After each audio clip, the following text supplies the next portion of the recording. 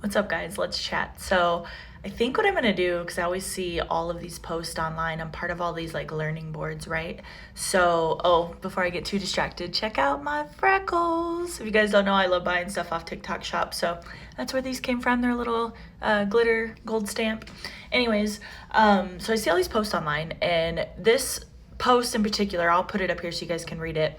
It actually talks about how clients, like, they want it, like, they're super scared at first, but then they come back and they want it darker, and then they want more, and they want more, and they want more. So let's touch on that first. So basically, I might have to make this a two-part because this is going to be really freaking long. So your skin, so right now I'm talking to the client. So your skin is like a box. So basically what that means is it can only hold so much pigment.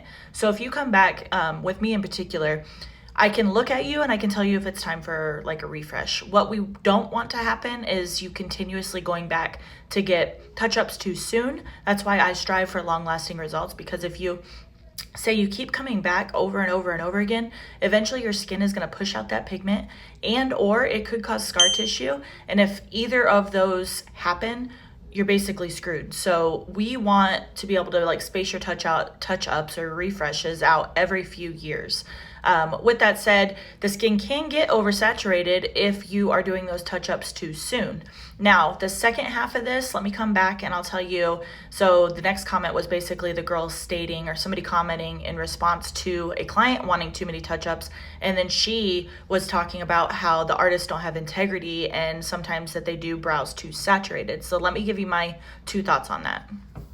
Okay, I have been in the industry for 13 years. So that doesn't mean I know everything. It means I've just seen a lot, right? So I've seen how things react in skin. I know how to work with my specific technique very, very well. So I was taught, I don't want to say old school mentor because she might kick my ass, but I was taught by somebody that has a traditional tattoo background. With that said, I use larger needles, so it implants, like say if I'm using an 8 shader versus a single needle, it's going to implant 8 times the amount of pigment than a single needle is. And that's not right or wrong. You just have to know how to work with each. With that said, long-term results, the reason I'm able to get such long-lasting results is because I am using large shader needles and I am using dilution.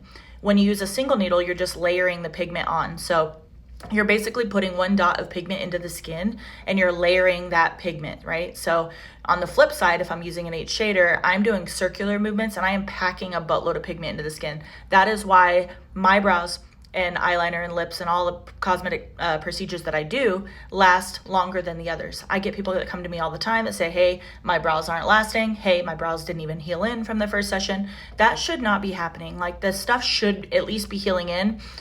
With that said, some artists do err on the side of caution. I do that as well. Like, you're not gonna walk out with my eyebrows because that's crazy, right? But I can, one, see a photo, like check your style, kind of just get a vibe for what it is that you're looking for. And I've been using this one pigment line for 13 years. So literally, if you bring a color in, I can mix and match and like customize that color and your style specifically to you. With that said, also, with the art of dilution, basically, it's just like a traditional body tattoo in a sense that we're taking the color and we're diluting it down. I hear lots of things like, oh, you're oversaturating, like that's going to heal and age like shit. That is not true. The industry did go through a wave with organic inks on the wrong skin type. There was nothing wrong with that particular ink or with those particular inks. They just tend to implant cooler, darker, denser, longer lasting, which, ooh, sounds great, right? But long term, they go solid gray. So that is why now in the industry, we're seeing all of these gray results come back, and they're much harder to correct than that of an inorganic ink. So I do saturated brows. I can give you a more makeup look like this. It's not for everybody, but I do live in Las Vegas and everybody wants that style. So there's a proper way to do it. I have an online class. This is not a shout out, but I have an online class how to teach people how to do it the right way.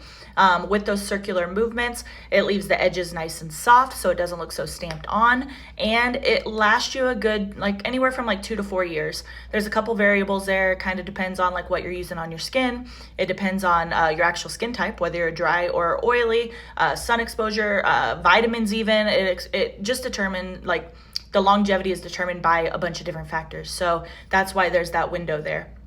I'm trying to think, is there anything else? I didn't want to turn this into like educational. I just wanted to say that there is a right way to do more striking style eyebrows. You just have to know how to do it, and you got to make sure you find an artist that knows how to do it the right way, because I can post endless amounts of results for my striking eyebrows where they're lasting 2, 3, 4, sometimes even 6 years later. And those brows, say if I started with this color, it should just become a lighter version of that dark brown. So you'll start with a dark brown. This is more for striking, obviously. There's a lot of different styles, but it will just gradually fade lighter and lighter over the years without turning any funky colors. So with that said, if you guys have questions, hit me up. I am a cosmetic tattoo artist located in Las Vegas. And if you're still here now, thank you for listening. And yeah, if you guys like this, stay tuned. I'll post some more about some of the stuff that I see on the boards, and we'll set the facts straight. See you guys later.